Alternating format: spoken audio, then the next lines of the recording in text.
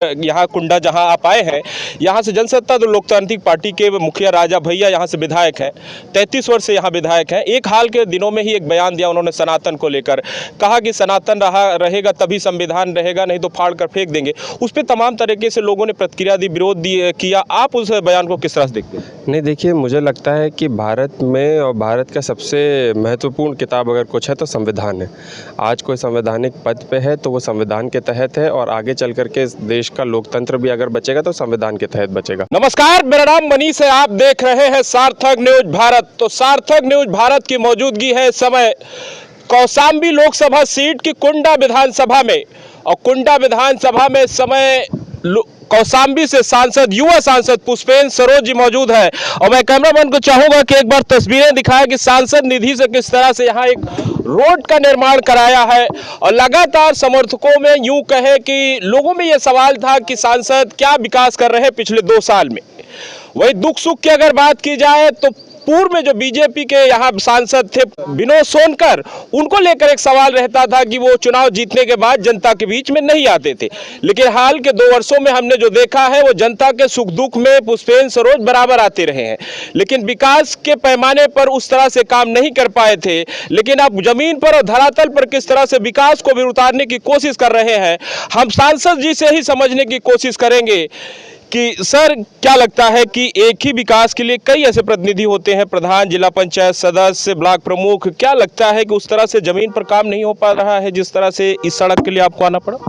नहीं, देखिए, जिस तरीके से आपने बोला कि 10 साल यहाँ से एक सांसद रहे, लेकिन लोगों के सुख दुख में या फिर उनका कोई भी विकास कार्य यहाँ की जनता के लिए नहीं लगा, और जितनी उनकी सांसद निधि थी मुझे नहीं पता वो कहाँ चली गई। लेकिन खास करके हमारे कुंडा बाबागंज के क्षेत्र में कोई सांसद निधि का काम नहीं हुआ था। उसी को मद्देनज़र रखते हुए जब से हम सांसद बने हैं, 2 साल लगातार अपने लोगों के बीच सुख दुख की घड़ी में खड़े उतर रहे हैं।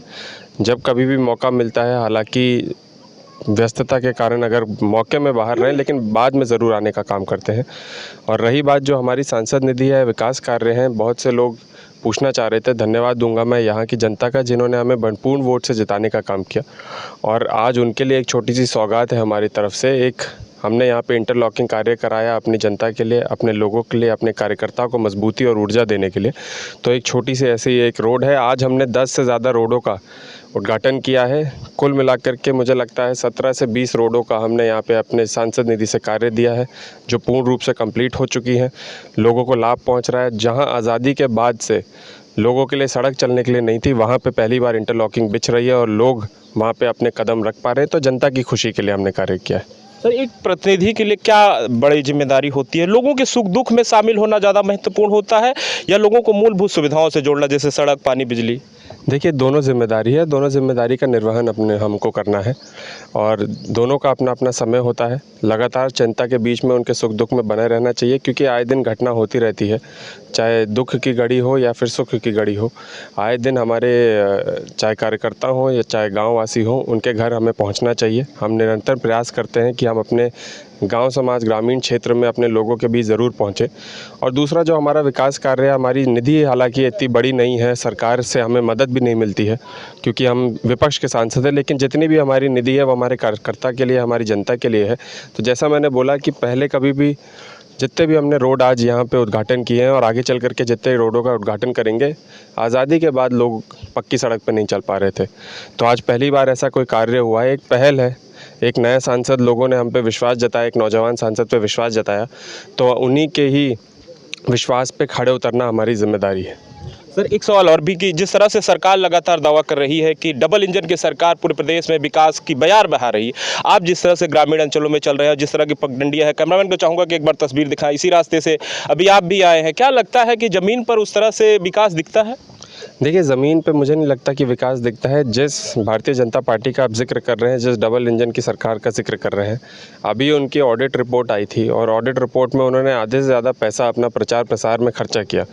पहले प्रचार प्रसार कामों पे होता था, धरातल के कामों का प्रचार किया जाता था, लेकिन अब तो प्रचार प्रसार झूठ का भी होने लग गया है। तो इनके प्रचार प्रसार में इनके काम सिर्फ कागज़ों पे हैं, धरातल पे कुछ नहीं है, ज़ीरो है। और आपके कैमरामैन से मैं बोलना चाहूँगा, ये जो पहल है हमारी, या हमारे दर्शकों को दिखाएं कि वहाँ से लेकर के ये इंटरलॉकिंग की जो पहल है, इसको भी दिखाने का काम करें। ये पहल हमारी है और ये एक शुरुआत है। यहाँ की जनता जितना हमारे पे भरोसा उठाएगी उतना ही हम उनके लिए विकास कार्य, उनके सुख दुख में खड़े रहने का भी काम करेंगे। सर, जब आप ग्रामीण अंचलों में आते हैं और जा रहे हैं तो क्या मूलभूत सुविधाएं का लगता है, व्यवस्थाएं हैं ग्रामीण अंचल में जो अभी भी पहुंचनी चाहिए लोगों को? देखिए, मुझे लगता है कि यहाँ पे सड़क, बिजली, पानी, इससे भी आज वंचित है। आज भी खास करके लोग यहाँ पे वंचित हैं। और कई पहल हमने की है, चाहे हमारे सांसद निधि से इंटरलॉकिंग का कार्य हो, हैंडपम्प देने का कार्य हो, लाइट देने का कार्य हो, या फिर सरकार से लगातार निरंतर प्रयास करके, चिट्ठी लिख करके, पीडब्ल्यू से लगातार लड़ाई झगड़ा करके यहाँ पे मेन रोड भी बनने का काम करवाने का काम किया है हमने पीडब्ल्यूडी से। सरकार के प्रशासन से, अधिकारियों से जितना लड़ाई लड़ सकते हैं उतना कार्य और विकास अपने जनता के लिए पहुँचाने का काम कर रहे हैं। जी बिल्कुल सर, एक सवाल और भी रहेगा कि जो सड़कों का उद्घाटन आप कर रहे हैं उसकी हम ज़मीनी हकीकत भी दिखाएंगे। सबसे बड़ा सवाल ये भी रहता है कि सड़कें सर बनती हैं, उस पर होर्डिंग्स लग जाते हैं, सांसद के और विधायक के नाम हो जाते हैं, लेकिन वो 2 साल 5 साल में टूट कर बिखर जाती हैं। उस तरह से बंदरबाट होता है। क्या लगता है इस पर भी प्रतिनिधि को नज़र रखनी चाहिए? देखिए, बिल्कुल। और जो भी हमने सड़कें दी हैं अपने कार्यकर्ताओं के घर के लिए दी हैं, उनके गांव के लिए दी हैं, जो हमारे साथ हमारे चुनाव से लेकर के लगातार हमारे साथ चल रहा है, टहल रहा है, हमारे साथ कारवां जो जुड़ रहा है, उसकी जिम्मेदारी का निर्वहन कर रहा है, वहाँ हमने सड़कें दी हैं। और जहाँ हमने सड़कें दी हैं उसी को ही दी हैं ताकि वो उसका रखवाली करे, देखभाल करे। अगर वो अपने घर की सड़क बचा ले जाएगा तो मुझे लगता है कि हमें कोई जिम्मेदारी का वो नहीं करना पड़ेगा। एक सवाल और भी रहेगा कि सर, क्या आपको लगता है कि कुंडा में विकास हुआ है या अभी भी विकास बहुत बाकी है? देखिए, काफ़ी विकास बाकी है और मुझे लगता है कि 2027 में अगर हमारी सरकार बनेगी, पूर्ण बहुमत की सरकार बनेगी, 2024 में जो यहाँ पे लोगों को मजबूती मिली है और जो विकास कार्य हम कर पा रहे हैं, 2027 में जब हमारी सरकार होगी, अधिकारी भी हमारे होंगे, बड़ा बजट भी हमारे पास होगा, तो हम पूर्ण रूप से यहाँ पे अपने लोगों का विकास कार्य करवाने का भी काम करेंगे। एक सवाल और भी, हाल के दिनों में ही सर यहाँ कुंडा जहाँ आप आए हैं, यहाँ से जनसत्ता दल लोकतांत्रिक पार्टी के मुखिया राजा भैया यहाँ से विधायक हैं, 33 वर्ष से यहाँ विधायक हैं। एक हाल के दिनों में ही एक बयान दिया उन्होंने सनातन को लेकर, कहा कि सनातन रहेगा तभी संविधान रहेगा, नहीं तो फाड़ कर फेंक देंगे। उस पर तमाम तरीके से लोगों ने प्रतिक्रिया दी, विरोध किया। आप उस बयान को किस तरह से देखते हैं? नहीं, देखिए, मुझे लगता है कि भारत में और भारत का सबसे महत्वपूर्ण किताब अगर कुछ है तो संविधान है। आज कोई संवैधानिक पद पे है तो वो संविधान के तहत है, और आगे चल कर के देश का लोकतंत्र भी अगर बचेगा तो संविधान के तहत बचेगा। डॉक्टर भीमराव अंबेडकर बाबा साहब ने ये ताकत हम सबको दी है, वोट का अधिकार हम सबको दिया है। और मुझे लगता है संविधान की धज्जियाँ आज अगर कोई उड़ा रहा है तो वो दिल्ली में बैठ कर के भारतीय जनता पार्टी की सरकार उड़ा रही है। जिस तरीके से संविधान में संशोधन हो रहा है, संविधान को बदलने की कोशिश की जा रही है, विपक्ष के सांसदों को तोड़ने की कोशिश की जा रही है, बड़े बड़े प्रशासन विभाग लगे हुए हैं कि निरंतर एनडीए की और इनकी जो गठबंधन है इन पे ज़्यादा वोट पड़े हमारे सांसदों के, तो हमारे सांसदों को निरंतर प्रयास करके तोड़ा जा रहा है। वो जिस तरीके से अटकलें भी निकल के आई थी कि समाजवादी पार्टी के भी सांसद इनके कांटेक्ट में है, लेकिन हालांकि वो झूठ है। हम अपनी जनता के लिए हैं, खड़े रहेंगे। उत्तर प्रदेश की खास करके जिस सरजनी में हम खड़े हुए हैं, यहाँ की अगर मैं बात करूँ तो यहाँ के लोग अब त्रस्त हैं, खास करके पिछड़े, दलित, आदिवासी, अल्पसंख्यक समाज के लोग यहाँ पे त्रस्त हैं। और अगड़े भी कई ऐसे त्रस्त हैं।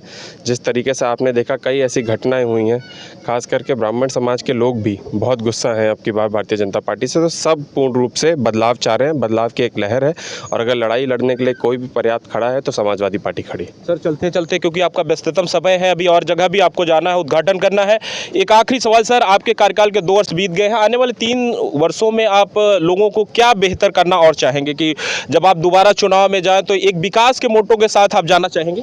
देखिए, विकास को गिनाते हुए हमने वोट भी लिया था, और विकास को गिनाते हुए हम फिर से पुनः वोट मांगने का भी कार्य करेंगे।